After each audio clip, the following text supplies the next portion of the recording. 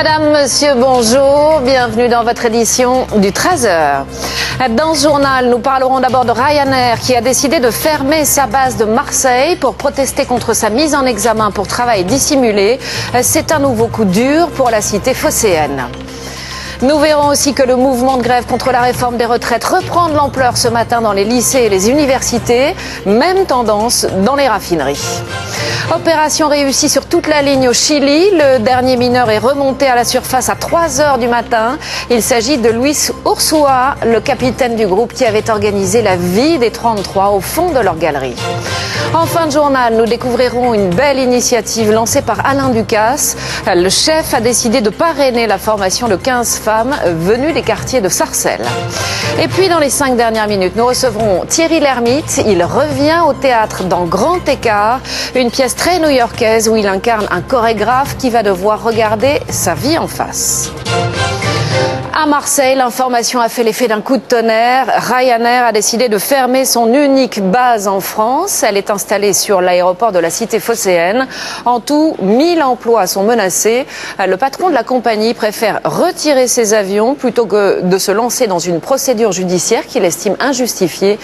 Ses employés sont sous contrat irlandais. Sur place, Isabelle Staes, Christophe Larocca.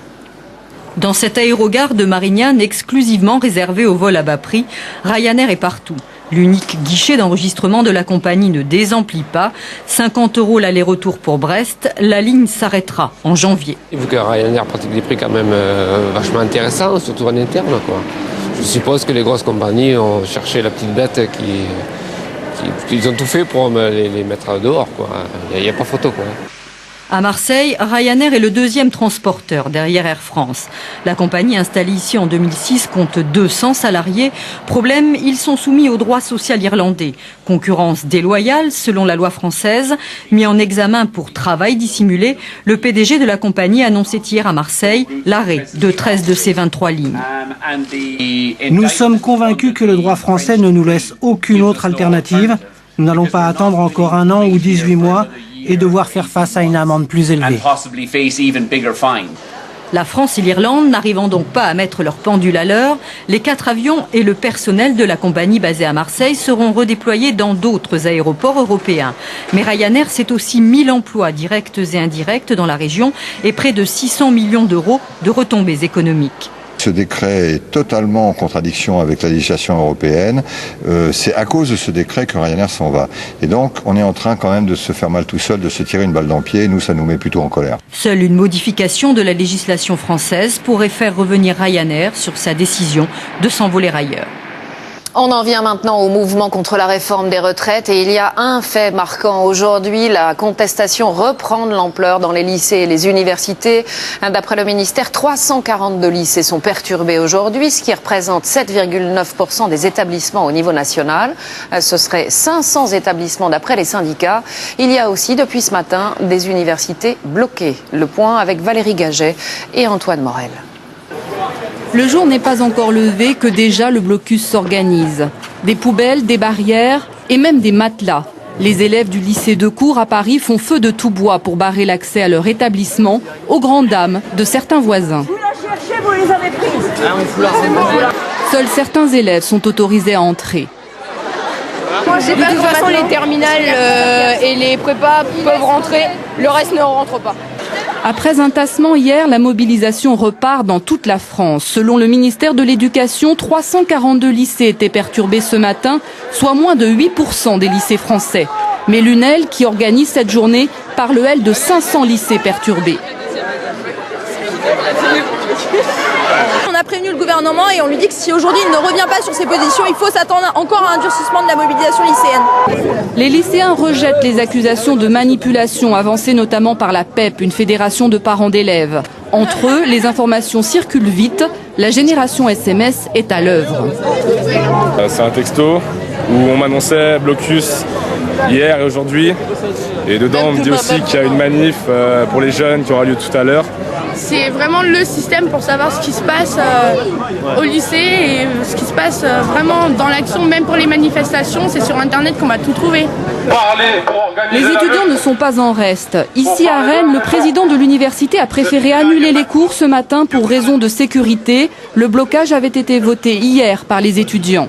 À partir du moment où on a commencé à parler de blocage, les AG qui étaient de 200 personnes en moyenne sont passés à, hier on était 2000. Plusieurs manifestations sont prévues cet après-midi. À Paris, lycéens et étudiants se retrouveront devant le siège du MEDEF, le patronat français. Autre gros lieu de mobilisation, Toulouse, où une nouvelle manifestation était organisée ce matin. Et vous allez le voir, comme mardi dernier, il y avait beaucoup de monde dans les rues, des enseignants, des lycéens, mais pas seulement. Il y avait aussi des salariés du privé et du public. Toulouse confirme une fois de plus sa réputation de terre de contestation. Hélène Vergne, Olivier Combat. Occuper le terrain en attendant la grande manifestation de samedi. Ce matin à Toulouse, l'idée n'était pas de faire du chiffre, mais pour tous les salariés, de s'inscrire dans la durée. Ils font le choix, soit d'avoir des grèves reconductibles de 1 heure, 2 heures, 3 heures quand ils le peuvent, quand le droit de grève leur permet, soit ils sont sur des temps forts. L'idée c'est évidemment de continuer, si tant que Nicolas Sarkozy et son gouvernement ne lâcheront pas. On ne travaillera pas 2 ans de plus alors qu'on a nos gamins au chômage.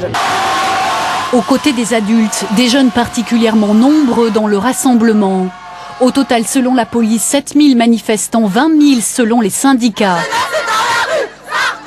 C'est moins qu'avant-hier, mais les lycéens sont entrés dans le mouvement. Et à Toulouse-Lautrec, les jeunes refusaient ce matin très tôt qu'on parle de récupération politique. Nous aussi on a nos idées, même si on est des jeunes, on se sent concerné par tout ça et voilà, donc on essaye de faire un mouvement et pour que ça aille mieux, pour se faire entendre. Quand on est 3 millions dans la rue, on n'est pas entendu, 70% des Français sont contre ce projet. Qu'est-ce qui nous reste maintenant sinon que de manifester encore plus notre désaccord ? Alors pour durer, salariés du public et du privé organisent des grèves tournantes, parfois de quelques heures, car il faut limiter les pertes de salaire. Perdre aujourd'hui plusieurs fois dans la semaine des heures, c'est dur, mais ils sont de plus en plus motivés et donc c'est ce qui va nous faire gagner. À un moment, ça va peut-être un peu se durcir et des blocages, il va falloir peut-être toucher un peu l'économie. Des actions coup de poing sont d'ailleurs envisagées, barrages filtrants, blocages, d'ici la prochaine manifestation. Il y a une grève qui inquiète plus encore l'opinion publique. Il s'agit du blocage des raffineries. Vous le voyez, 10 des 12 sites sont maintenant bloqués par le mouvement. Le dépôt de carburant de Bassins en Gironde est à son tour paralysé. Malgré cette situation, le ministre des Transports continue à dire qu'il n'y a pas de risque de pénurie. Mais la FNTR, le principal syndicat des entreprises de transporteurs routiers, demande le déblocage immédiat des stocks. Nous retrouvons notre envoyée spéciale Fanny Stenler en direct du port pétrolier du Havre. Fanny, bonjour. Est-ce que vous avez l'impression que les grévistes sont prêts à aller jusqu'au bout ? Eh bien écoutez, ce que je peux vous dire, c'est qu'ici le mouvement est largement suivi sur le port pétrolier. La grève a été reconduite ce matin par les salariés de la compagnie industrielle maritime. Alors c'est un lieu qui est hautement stratégique ici puisque tout le pétrole brut et raffiné arrive par bateau et supertanker avant d'être redistribué vers les raffineries et les aéroports. C'est d'ici que part le kérosène pour Orly, Roissy, Munich aussi et Francfort. Donc c'est vraiment le tout début de la chaîne d'approvisionnement en pétrole. Donc, si le mouvement de grève s'inscrit dans le temps, eh bien, les syndicats affirment ici que la première pénurie d'essence pourrait survenir d'ici une dizaine de jours. En revanche, vous l'avez dit, le gouvernement lui affirme qu'il ne devrait pas y avoir de problème avant au moins un mois. Si toutefois, eh bien, les automobilistes ne se ruent pas vers les pompes à essence pour faire des stocks dont ils n'ont pas besoin. Fanny Stenler, merci pour toutes ces précisions. À Saint-Nazaire, justement, les ouvriers de la raffinerie de Donge ont décidé d'élargir le mouvement. Depuis hier, ils ont pris contact avec les cheminots, les enseignants, les lycéens ou encore les salariés des chantiers navals. Une première manifestation unitaire avait lieu ce matin dans la ville. Elle a rassemblé, vous le voyez, plus d'1 millier de personnes. Faisons maintenant un point sur la mobilisation dans les transports et on commence par la SNCF. Du côté des perturbations, il y a 4 TGV sur 10, un TER et un Transilien sur 2 et un train corail sur 3. Dans la plupart des assemblées générales ce matin, le mouvement a été reconduit. C'était le cas au dépôt de Sotteville-les-Rouen. Reportage sur place, Julien Beaumont, Emmanuel Morel.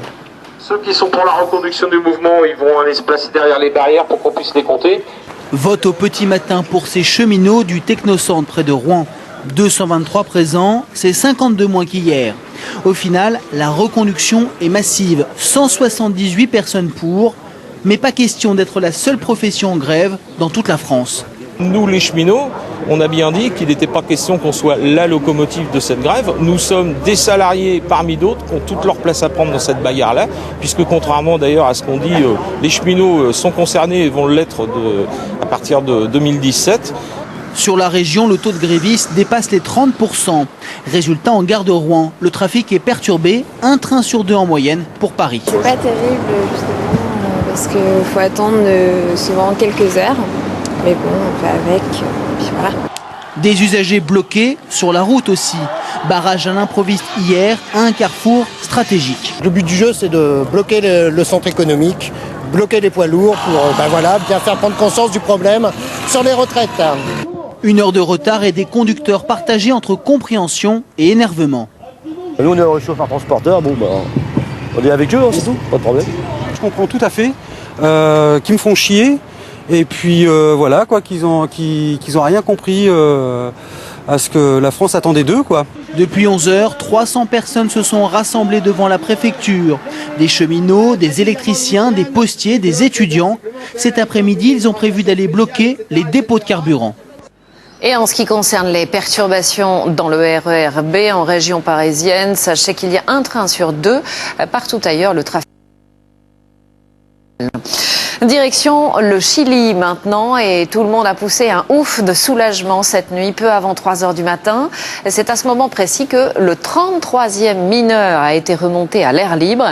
Il s'agit de Luis Ursúa, le capitaine du groupe qui a organisé la vie des 33 sous terre. Pour le pays, c'est vraiment un sauvetage historique et émouvant jusqu'au bout. Le site deviendra d'ailleurs un mémorial. Dorothée Olyric. Les secouristes descendus au fond de la mine donnent l'accolade au dernier des 33. Luis Ursúa, le leader du groupe des mineurs, entame sa remontée vers l'air libre. En haut, l'homme est très attendu. Son arrivée marque la fin d'un